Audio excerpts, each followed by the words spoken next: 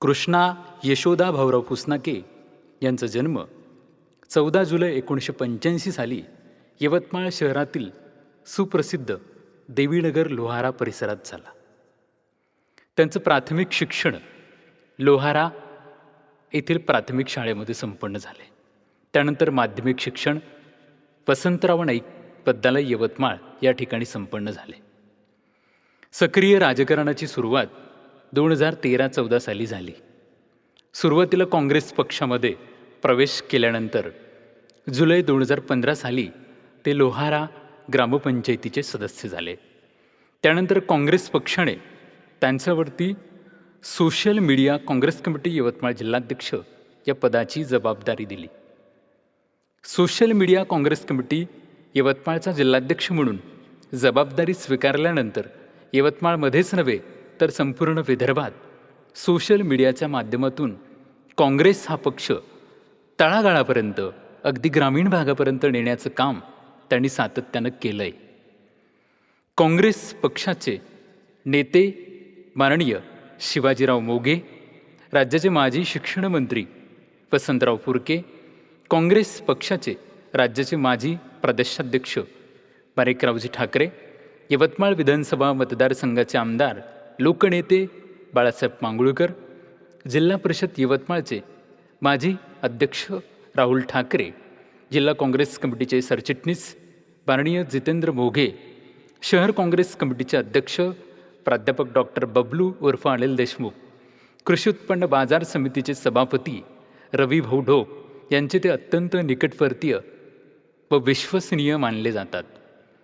सामाजिक बांधिलकी म्हणून दरवर्षी कृष्णाभाऊ ग्रामीण भागातील जिल्हा परिषदेच्या शाळेमध्ये शिक्षण घेणाऱ्या विद्यार्थ्यांना शालेय साहित्याचं वाटप करतात. ग्रामीण आणि शहरी भागातून येणाऱ्या रुग्णांची माजी मुख्यमंत्री वसंतराव नाईक शासकीय रुग्णालय यवतमाळ या ठिकाणी गैरसोय होऊ नये म्हणून वर्षातून 2 ते 3 वेळा रक्तदान शिबिराचं देखील आयोजन केलं जातं. आवडता छंद म्हणून त्यांनी क्रिकेट हा खेळ अगदी मनापासून जपला आहे. म्हणून शहरी तसेच ग्रामीण भागातील होतकरू विद्यार्थ्यांना प्रोत्साहन देण्यासाठी दरवर्षी क्रिकेट मॅचेसचे आयोजनसुद्धा यवतमाळ शहरात आणि ग्रामीण भागात केले जाते. स्पर्धा परीक्षेची तयारी करणाऱ्या विद्यार्थ्यांसाठी स्पर्धा परीक्षा विषयक मार्गदर्शन सत्र दरवर्षी यवतमाळमध्ये जेव्हा जेव्हा पोलीस भरती यवतमाळ जिल्हा पोलीस विभागाच्या माध्यमातून राबवली जाते तेव्हा राज्यभरातनं येणाऱ्या विद्यार्थ्यांची निवासी आणि भोजनाची व्यवस्था देखील त्यांच्या मार्गदर्शनात केली जाते. डॉक्टर बाबासाहेब आंबेडकर जयंती, छत्रपती शिवाजी महाराज जयंती, क्रांतीसूर्य बिरसा मुंडा जयंती, श्यामादादा कोलाम जयंती, विविध महापुरुषांच्या जयंतीच्या कार्यक्रमांचे आयोजन देखील ते करण्यात कायम अग्रणी असतात. त्यानंतर प्राध्यापक पंढरी पाठे, कॉम्रेड सचिन मनवर निर्मित शेतकरी चळवळीच्या माध्यमातून यवतमाळ जिल्ह्यातील शेतकऱ्यांचे प्रश्न, वेदना, दुःख सोडवण्याचं काम ते कायम करतात. विविध आंदोलने, निवेदने देऊन प्रशासनाशी भांडण करून संवैधानिक मार्गाने तोडगा काढण्याचं कामसुद्धा ते करत आले आहेत.